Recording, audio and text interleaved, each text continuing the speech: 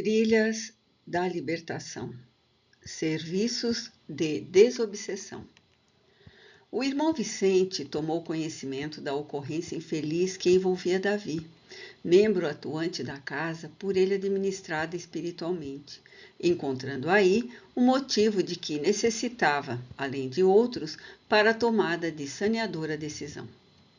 Ao primeiro ensejo, durante a reunião mediúnica da qual participavam vários diretores da sociedade, incorporando o médium que sempre utilizava, após diversas considerações, foi explícito. Para o bem de todos nós, sugerimos que, ainda este mês, retornemos ao trabalho de origem que motivaram a criação da nossa instituição. Consideramos que a caridade das curas do corpo é de grande relevância, mas o nosso compromisso é com a saúde espiritual das criaturas. O nosso é o programa de iluminação das consciências, a fim de que nos não divorciemos da atividade primeira, que é a transformação moral dos homens para melhor, permanecendo nos socorros aos efeitos da inadvertência, da desordem e do desrespeito às leis soberanas da vida. Quem desejar cooperar conosco sob a égide de Jesus, que também curava, mas não se detinha nesse exclusivo mistério, falo-á por meio de programa de caridade plena, sem qualquer retribuição, direta ou indiretamente. Amando todos, não teremos exceções nem exclusivismos. Avançamos para os níveis elevados de libertação, e a nossa é a conquista dos altiplanos íntimos e nobres da vida. Ao fazer silêncio, um dos beneficiários das cirurgias mediúnicas, pedindo licença, interrogou o amigo. Teremos então que suspender os trabalhos realizados por Dr. Hermann? E se ele não concordar? Sem deixar-se inquietar, o bondoso Vicente respondeu: não pretendo suspender qualquer atividade, senão volver ao programa inicial que abraçamos. As cirurgias continuarão, porém de natureza psíquica, no corpo perispiritual, sem alarde, sem a presença dos pacientes, como sempre as houve, pois o amor que Deus jamais se eximiu de socorrer-nos, mesmo quando a mediunidade ostensiva não realizava essas atividades. Quanto ao amigo Hermann não concordar conosco, ou o seu médium também discrepar, certamente eles tomarão providências fora do nosso recinto, que acataremos com prazer. Quando os dois companheiros chegaram aqui buscando ajudar e ser ajudados, encontraram-nos apostos de boa vontade sem objeção. Desse modo, a decisão será deles, porquanto a nossa já está tomada.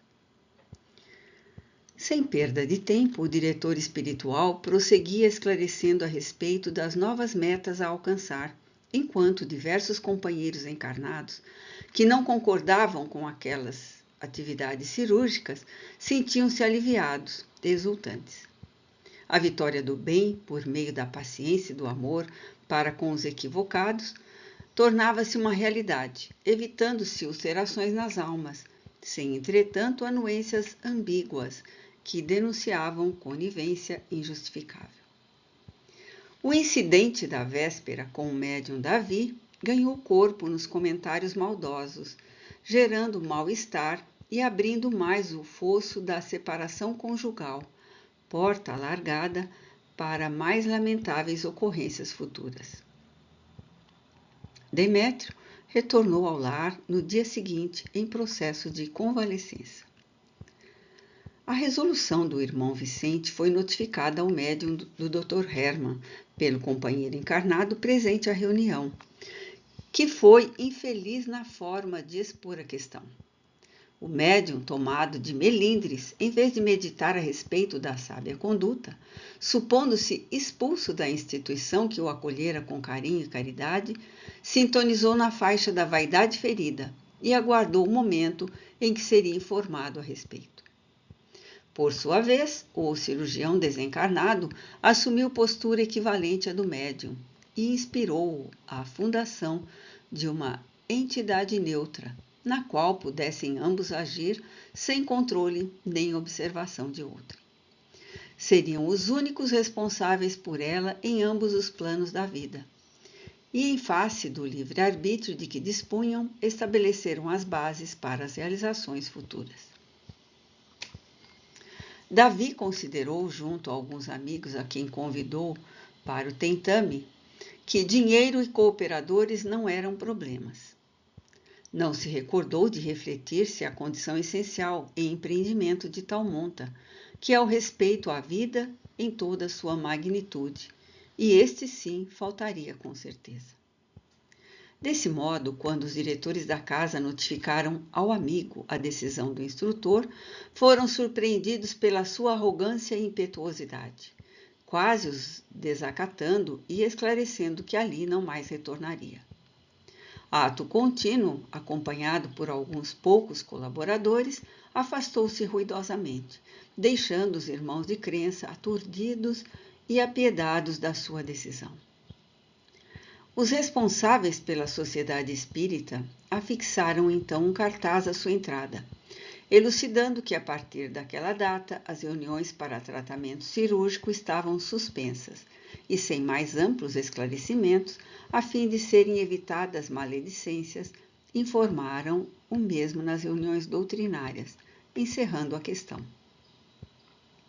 A clientela, conforme anunciara Davi, mudou de endereço na sua busca pelo miraculoso sem responsabilidade. Quando a ocasião nos pareceu própria, inquirimos o Dr. Carneiro. Qual será o destino do médium nessa nova entidade? O amigo sorriu, paciente, e respondeu: conforme a direção que dê aos próprios passos, será levado à paz de consciência ou ao inferno das culpas. Cada caminho conduz a um tipo de objetivo. A eleição é do viajante. Caso, porém, persevere nas atitudes atuais, terá muitos problemas à frente. E o adversário desencarnado que o acompanhava? Voltei a interrogar.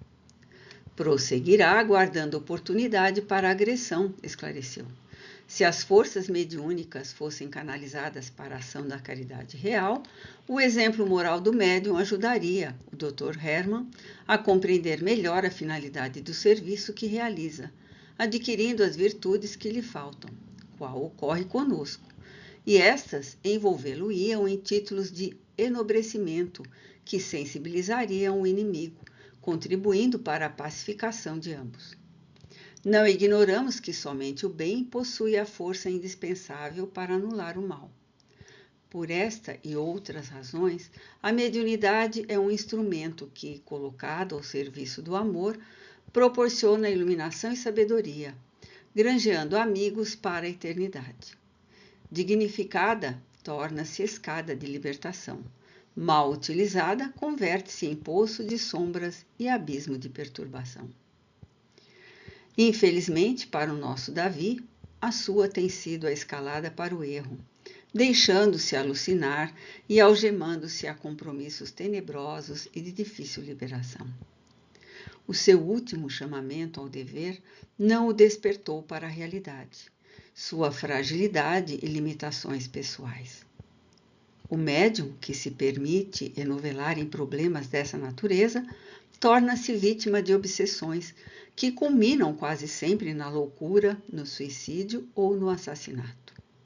Os seus sicários utilizam-se das suas impulsividades e o arrojam aos despenhadeiros da amargura de difícil retorno.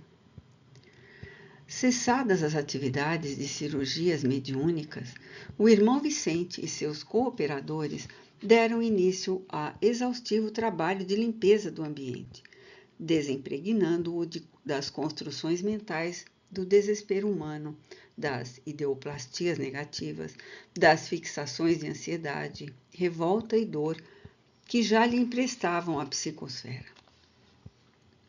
Utilizando-se de aspiradores que absorviam os fluidos semicristalizados que pairavam no ar, preparavam o recinto para outros mistérios de elevação, sem os riscos de desencarnações prematuras e conflitos de outra natureza. Certamente, na fase anterior, as medidas de preservação da higiene psíquica e da harmonia não eram descuradas. Todavia, pela própria razão do serviço, os atraídos ao pátio dos milagres geravam desordens graves, em geral, da irregular conduta, como das companhias espirituais de que se tornavam objeto. Agora se percebiam os evidentes sinais de ordem e paz que devem viger em todos os lugares dedicados aos labores espirituais. Convidados especialistas, desencarnados, em socorros à saúde, estes anuíram em cooperar sem ruído ou estardalhaço, pois que onde frondece a árvore da caridade, as flores e frutos da paz aí se multiplicam em abundância. Acompanhando a renovação que se processava naquele núcleo de ação espírita, o Dr. Carneiro explicou-me espontaneamente.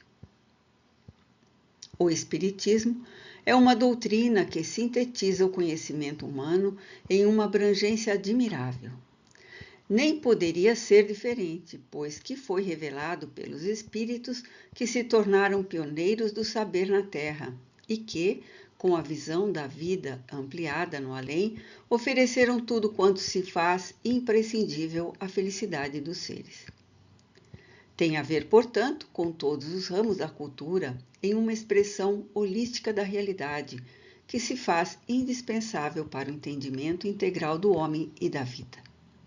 As doutrinas secretas ressurgem nele, desvestidas dos mitos e rituais, facilitando o intercâmbio entre as inteligências encarnadas e desencarnadas, ampliando o quadro de informações por meio das ciências na sua faina de tudo explicar e submeter.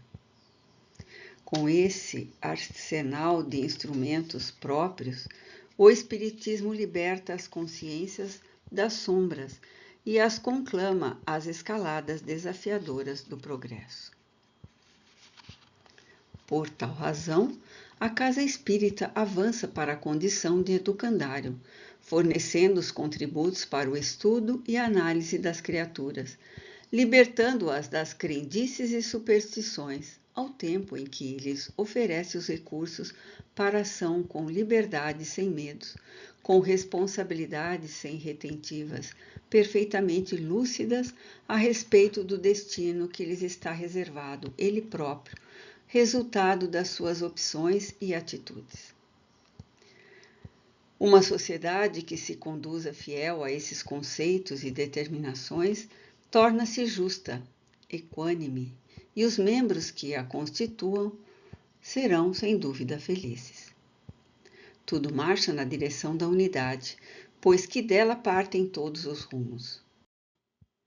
No afã de penetrar a sonda da investigação no organismo universal, os cientistas constatam a interdependência das informações que detectam, umas em relação às outras, tão interpenetradas estão. A análise de qualquer conteúdo exige uma ampla malha de conhecimentos a fim de bem captá-lo. O homem, em razão do seu largo processo de evolução, das suas vinculações ancestrais e experiências, não deve ser examinado apenas por um dos seus ângulos, seja físico, psíquico, emocional, social. Cada faceta da sua realidade traz embutidos outros aspectos e contributos que respondem pela manifestação e aparência daquela focalizada. Assim, na área da saúde, são muitos os fatores que respondem pelo equilíbrio ou desarmonia do indivíduo. E no que tange a de ordem espiritual, mais complexos se fazem os fatores que lhes dão origem ou os desarticulam. Nesse painel, a consciência exerce um papel preponderante por ser o árbitro da vida, a responsável por todos os acontecimentos, o Deus em nós das antigas tradições de nossos antepassados. Fazendo uma pausa oportuna, o amigo relanceou o olhar pelo recinto da instituição que nos albergava. E ante a simplicidade de tudo, a ausência de ganchos e bengalas psicológicas, para a fé, arrematou. O homem realmente livre é consciente das suas responsabilidades, não necessitando de cada externo para os logros elevados a que se propõe. tornar-se-lhe condição essencial o conhecimento real, defluente da meditação e da vivência dos seus estatutos, para seguir a marcha com a elevação indispensável à vitória. Certamente foi esta a ideia de Jesus ao preconizar-nos buscar a verdade que nos torna livres. Começavam a chegar os participantes da sessão mediúnica de desobsessão da casa, que se realizava hebdomadariamente. Era a primeira atividade deste gênero após os sucessos narrados e havia expectativa, certa intranquilidade em alguns cooperadores dos trabalhos. A sala reservada para o mister recebera cuidados especiais. Técnicos do nosso plano dispuseram aparelhos próprios para o socorro desobsessivo em várias partes do recinto. O irmão Vicente comandava a programação conforme o fazia sempre. Agora, menos preocupado que antes, em face da alteração realizada, sentia-se feliz pelas possibilidades que se delineavam para o futuro, sem os riscos desnecessários dos dias idos. Consciente dos deveres, os membros do grupo mediúnico eram recebidos à entrada da sala pelo presidente da sociedade, o senhor Almiro, um cavalheiro tranquilo de aproximadamente 70 anos, que irradiava bondade espontânea e gentileza sem afetação. Sorrindo com afabilidade, podíamos perceber-lhe o alívio de que era possuído uma alteração dos programas espirituais que havia sido efetivada. Às 19h30, já se encontravam presentes todos os participantes em recolhimento silencioso. A pontualidade era ali requisito indispensável, já que constitui um dos fatores para o êxito do cometimento. Tomando lugar à cabeceira da mesa, em torno da qual sentavam-se mais 11 companheiros e nas cadeiras em frente mais 14 pessoas, o diretor começou a ler uma página de O Livro dos Espíritos de Allan Kardec. A leitura não se fazia enfadonha, porque ele anunciava as perguntas e uma senhora ao lado as respostas. Logo após, quando foram examinadas 3 ou 4 questões, os membros na mesa apresentaram comentários complementares, fizeram perguntas adicionais em tom de voz agradável, sem entonação de discurso ou debate, procurando se recolher ensinamentos proveitosos e saudáveis. Posteriormente, se procedeu ao exame de O Livro dos Médiuns e de O Evangelho segundo o Espiritismo, ambos também de Allan Kardec, gerando uma psicosfera de paz e receptividade. Percebi que as entidades convidadas para o intercâmbio da noite, ainda em sofrimento ou perturbadoras, permaneciam entre as pessoas, isoladas por barreiras vibratórias, que, no entanto, lhes permitiam escutar as leituras e os comentários. As que eram lúcidas e trabalhadoras movimentavam-se com liberdade, e os obsessores, alguns já vinculados aos médiuns pelos quais se deveriam comunicar, a contragosto escutavam os ensinamentos, recalcitrando e reagindo com blasfêmias e grosserias. Espíritos familiares dos presentes também permaneciam no recinto, em atitude digna, reflexionando a respeito da tarefa e das comunicações. E os demais cooperadores, os que transportam os enfermos desencarnados, igualmente estavam a postos. Tudo se encontrava em ordem, qual sucede em um tratamento cirúrgico, quando a equipe aguarda o sinal do chefe para o início da operação.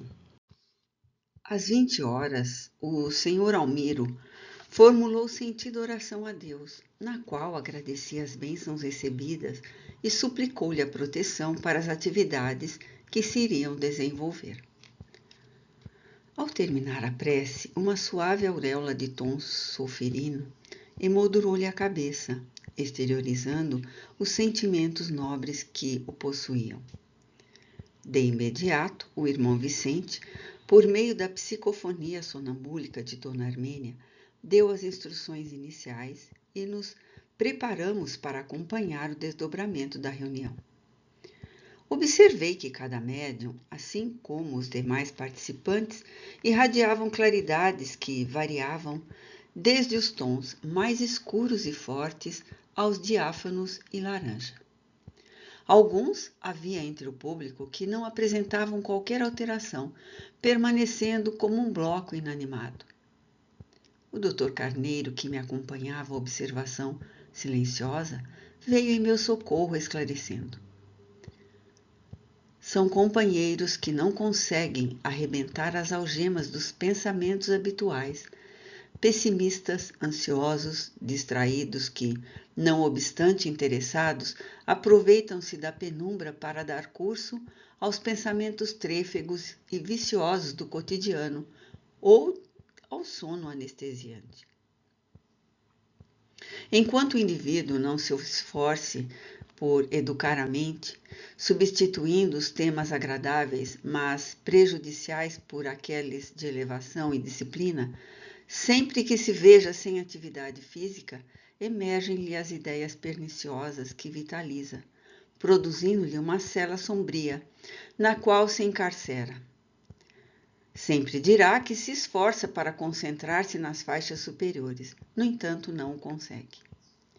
E é natural que tal aconteça, porquanto os rápidos tentames, logo abandonados, não geram os condicionamentos necessários à criação de um estado natural de sintonia superior. Acostumado aos clichês mentais mais grosseiros, escapam-lhe as imagens mais sutis em elaboração. E os médiuns, indaguei interessado, por que tão diferentes colorações? Denotam-lhe os diferentes estágios de evolução? De certo modo, sim, respondeu generoso. No caso destes aqui presentes, podemos observar que a nossa irmã Armênia é um espírito mais lúcido, mais experimentado neste tipo de serviço, além do que transformou a existência em um verdadeiro ministério do bem. Senhora pobre, casada com um homem viciado em alcoólicos, conduziu a família com sacrifício e estoicismo, ajudada pelos benfeitores desencarnados, que lhe infundiam ânimo e vitalidade. Não abandonou jamais os deveres espirituais que abraça há quase 30 anos, mesmo nos dias mais rudes e doridos, havendo, por isso mesmo, granjeado respeito e consideração dos seus mentores e amigos espirituais. Outros há entre nós com expressiva folha de serviço no culto dos seus deveres humanos e sociais, nas suas atividades públicas e particulares, o que os torna homens e mulheres de bem, aureolados, portanto, pelo merecimento a que fazem jus. Diversos, todavia, atravessam fases e experiências humanas diferentes, de provas, de testemunhos para os quais ainda não se encontram com os recursos amealhados, todos, porém, dignos do nosso carinho, respeito e acatamento. Cada criatura vale o que logra, não o que lhe falta. Após uma breve pausa, prosseguiu. Os médiuns são criaturas humanas, como outras quaisquer, que se diferenciam apenas pela aptidão especial que possuem para se comunicar com os espíritos. Não são santos, embora devam caminhar pela senda da retidão, nem pecadores, apesar dos seus deslizes naturais. Costuma-se exigir-lhes muito, esperando-se que sejam modelos perfeitos do que ensinam os mentores por seu intermédio. Certamente, esta seria a condição ideal para todos. Desse modo, somos pacientes com as suas dificuldades e delíquios morais de responsabilidades deles mesmos, buscando, entretanto, auxiliá-los sempre, qual fazemos com todas as demais pessoas. É da lei que os médiuns deverão aceitar para si as instruções de que se fazem intermediários, antes de as considerar para os outros. Como, porém, são frágeis na sua condição de humanidade, entendemos que todo aprendizado exige esforço e tempo, cabendo-nos auxiliá-los sempre e sem cessar. O nosso Davi não foi excluído da casa, nem deixará de receber assistência espiritual. Advertido indiretamente por mensagens por meio dele mesmo, culminou com a sua espontânea decisão de ir-se, pois que a mediunidade pode ser exercida sob vários aspectos e modalidades, não se cancelando, no seu caso, o socorro a que se dedicava. Condenáveis eram e são-lhe os métodos de que se vem utilizando, a forma bombástica e a falsa propaganda de que pode tudo, em flagrante desrespeito às leis de causa e efeito, como se sua fosse a tarefa de impedir a morte, que um dia o visitará também. Mesmo com a sua teimosia e maturidade, Ernesto e outros amigos do plano continuarão acompanhando e ajudando enquanto ele aprenderá com a vida qual ocorre com todos nós. Agora, observemos e aprendamos.